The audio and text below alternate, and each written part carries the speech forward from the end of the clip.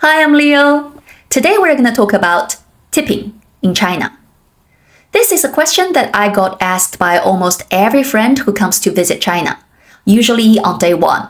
I'll answer the questions. Do Chinese people tip? Why not? And what do we do instead when we do get good service? First, the simple answer to the question. In China, people just don't tip. I won't say 100%, let's say 99% of the time. The other 1% is a confused foreigner who hasn't met me yet. In restaurants? No. In taxis? No. In barbershops? Also, no. For everyday life, tipping is basically absent.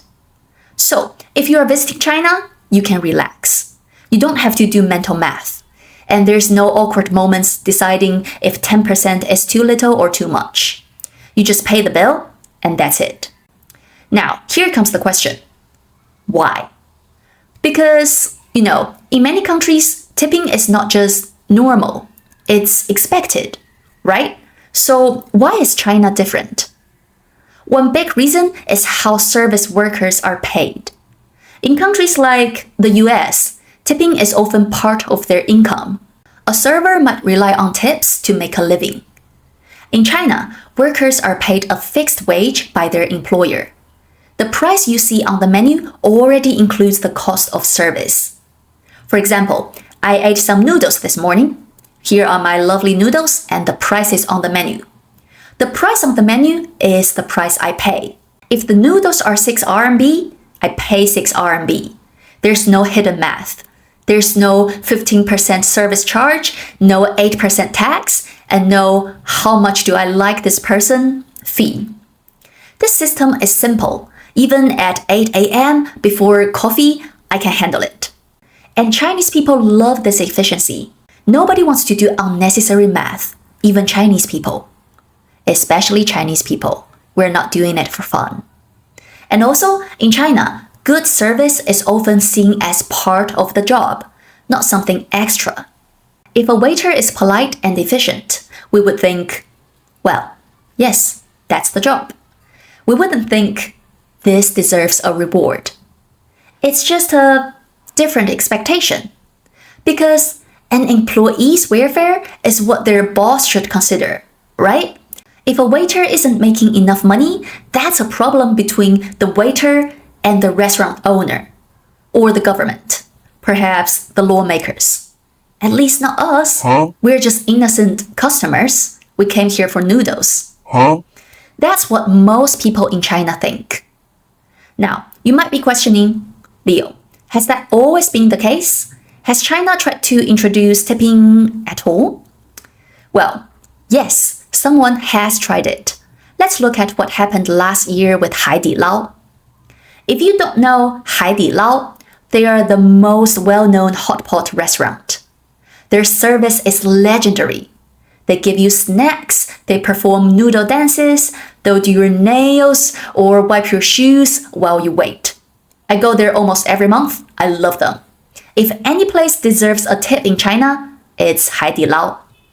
Last year, they tried to test a reward feature. Their staff had these little QR code pins on their shirts saying, happy with the service? Tip me 3.99. Let's be real, it's not exactly big money, okay? Converting that to US dollars, we're talking about 50 cents. But the internet in China absolutely hated it. People were angry. They had opinions, strong ones. Social media was full of comments like, tipping is a way to move part of the labor cost from the business to the customer. To Chinese people, the idea of tipping feels like a bug in a perfectly good system, and they want to kill this bug before it spreads. Now, I know, in the comment section under this video, not everyone will agree with that. But it's a perspective you'll hear. Like everything else in the world, there are exceptions. For example, fancy restaurants or very high-end hotels might add a 10% or 15% service charge automatically to the bill.